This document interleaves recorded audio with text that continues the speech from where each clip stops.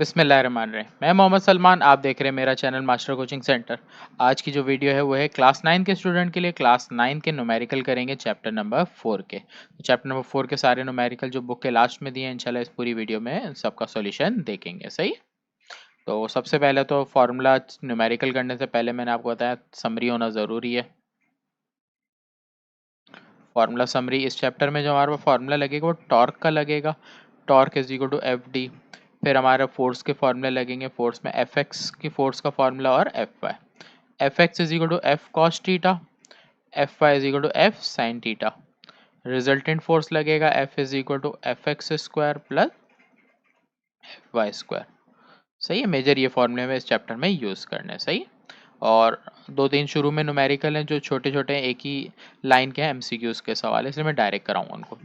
अब जैसे न्यूमेरिकल 1 में दिया a pair of like forces. Like forces का मतलब है कि अगर एक फोर्स आगे जा रही है तो दूसरी भी आगे जा रही है। तो हमेशा याद रखना जब लाइक फोर्सेस होगी तो उसको आपने सॉल्व करना है। अगर टोटल लेना है तो हमेशा F1 प्लस F2 लगेगा।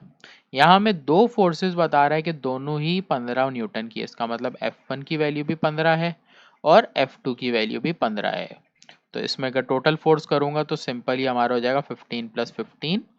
यहाँ पर जब फोर्स प्लस करेंगे तो 15 प्लस 15 इज इक्वल टू 30। सही है। इसी तरह नीचे भी देखो सवाल इसे a pair of like forces. Like forces हैं, एक 10 है और एक 20 है, दोनों लाइक है इसलिए दोनों को ऐड कर दिया, आंसर हो गया 30 न्यूटन।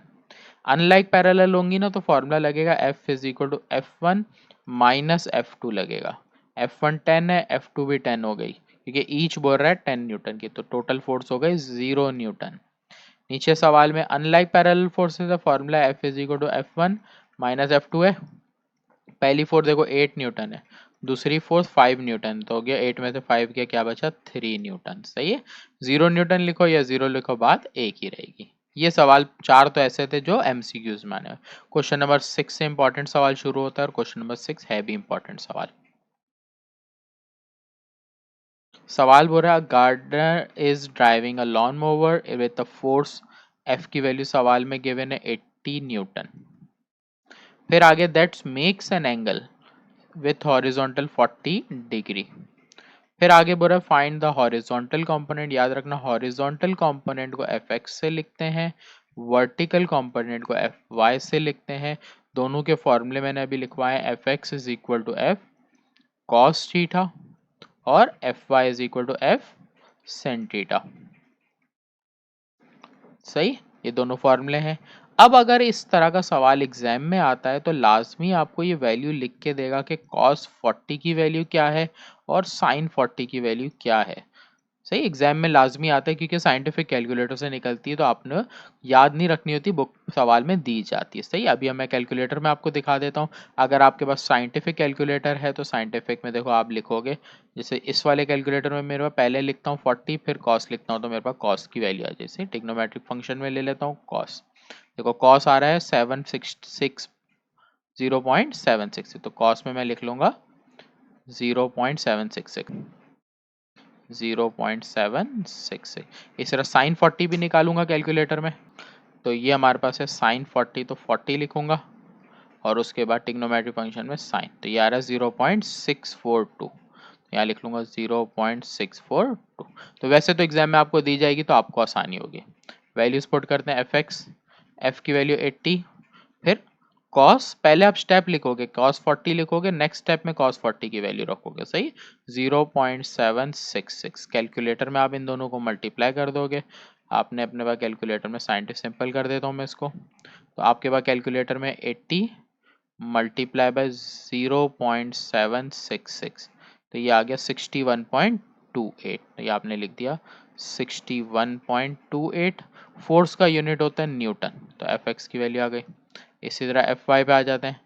एफ की वैल्यू आपके पास 80, फिर साइन 40, 80 लिख दिया, साइन 40 0.642, इन दोनों को आपने मल्टीप्लाई कर देना है, तो 80 मल्टीप्लाई बाय 0.642, तो ये आ गया 51.36, 51.36।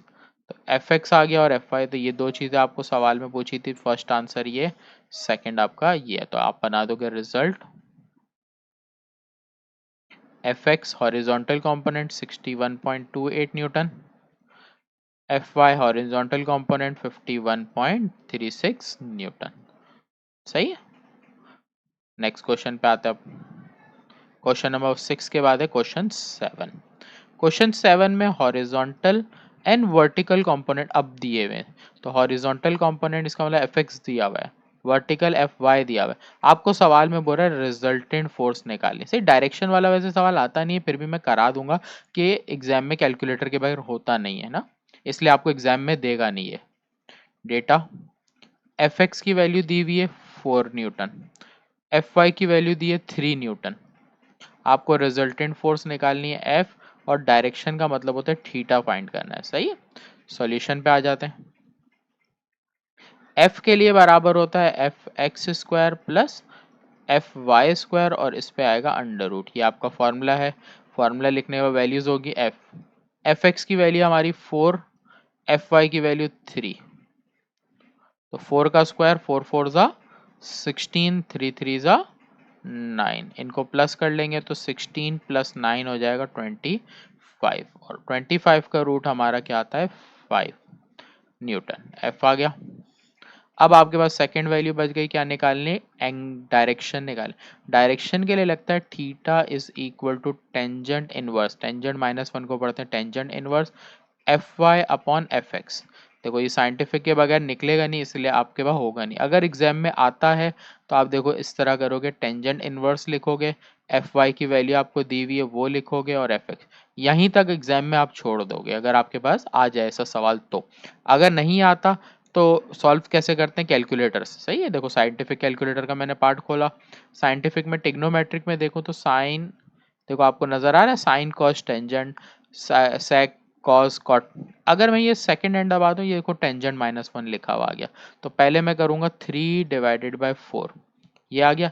इस वैल्यू का टेंजेंट इनवर्स लेना है, तो अब यहाँ दबा दूंगा टेंजेंट इनवर्स, तो ये आ गया 36.869, तो 36.86 डिग्री। एंगल का यूनिट क्या होगा, डिग्री।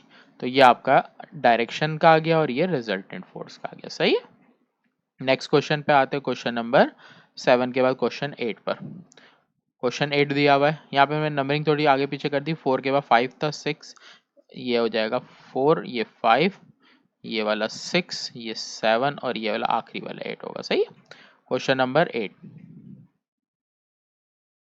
सवाल बोल रहा है a spanner of 0.3 metre length. Length हमेशा डिस्टेंस होती है। डिस्टेंस को हम वैसे तो किस सिंबल से लिखते हैं पता नहीं है ना, डिस्टेंस को वैसे तो हमने डी से भी मेंशन किया, एस से भी और आर से। अब इस सवाल में मैं किस से मेंशन करूंगा ये मालूम करने के लिए, जब तक मैं पूरा सवाल नहीं पढ़ता तब तक मैं सिंबल नहीं लिखूंगा यहाँ पर। तो कैसे पता चलेगा, सवाल से। प्रोड्यूस अ टॉर्क, अब एक चीज आ गई टॉर्क। तो अब आपने जब टॉर्क का वर्ड आ गया तो टॉर्क का फॉर्मूला रिमाइंड करना है। अगर मैं सॉल्यूशन पे आऊंगा तो टॉर्क का जो फॉर्मूला है वो होता है एफ डी। तो इसका मतलब है फोर्स, और जो टॉर्क वाले सवाल में डिस्टेंस होगा उसको आपने डी से लिखना है। टॉर्क बनाने में मुश्किल हो तो देखो थोड़ा सा नीचे से यूं गोल करो, एक सीधी लाइन लगा दो। सही। आगे सवाल को कंटिन्यू करूं, देखो determine the force applied, F पूछ रहे हैं। और यही कंटिन्यू सवाल जैसे पिछले चैप्टर्स में थे उसके तरह का है कि what should be the length. पहले हम इतना पार्ट करेंगे फिर हम आगे करेंगे। सही है।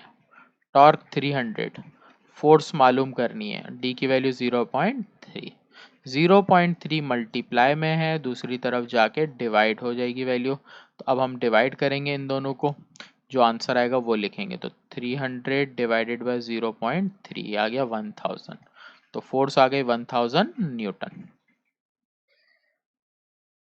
आगे देखते हैं, इसी सवाल को आगे कंटिन्यू करते हैं, what should be the length.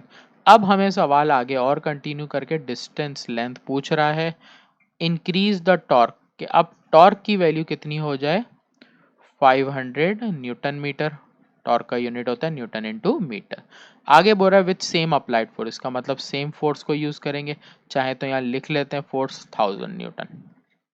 तो अब अगर वापस फॉर्मूला देखूं तो वही है, torque is equal to F D formula है। तो टॉर्क हमें दी हुई है 500, एफ हमें पता है 1000, और डी मालूम करना है। 1000 मल्टीप्लाई में दूसरी तरफ आई और वैल्यू डिवाइड हो जाएगी, तो डी की वैल्यू हो जाएगी 0.5। डिस्टेंस का यूनिट मीटर्स। तो ये आ गया डी। तो एक आंसर ये आ गया, दूसरा आंसर ये आया। सही है। इसी तरह का सवाल है नेक्स्ट भी, question number 8।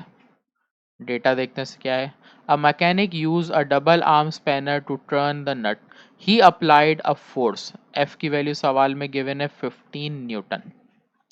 Each end of the spanner produce a torque, आपको टॉर्क सवाल में गिवन है 600 न्यूटन मीटर।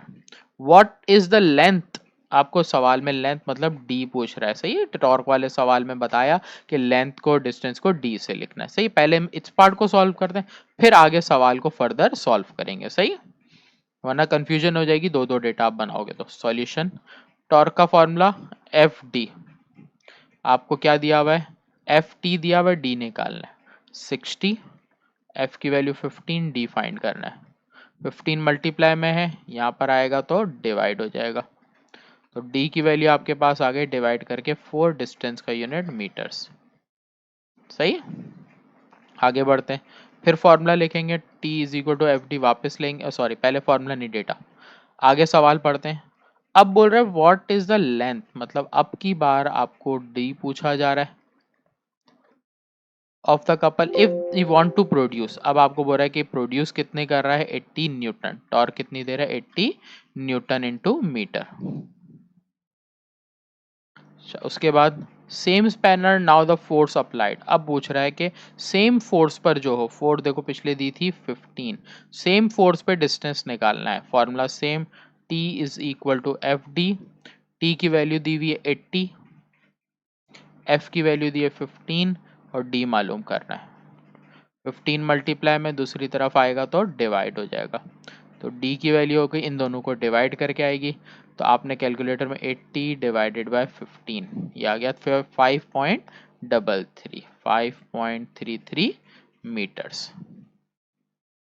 सही है। तो ये आपका डी का एक आंसर आ गया और एक ही आ गया। यहाँ पर आके चैप्टर के जो न्यूमेरिकल बैक साइड पे दिए थे मैंने करा दी। इसमें से एक दो मैंने न्यूमेरिकल नहीं कराए, वो इररिलेवेंट सवाल हैं, एग्जाम में और नहीं आते, आप उसमें अपना टाइम ज़ाया नहीं करो, इस वजह से मैंने उन सवालों को नहीं टारगेट किया यहाँ पर। सही है।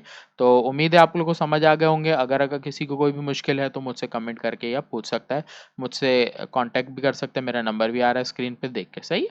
तो अल्लाह हाफिज़।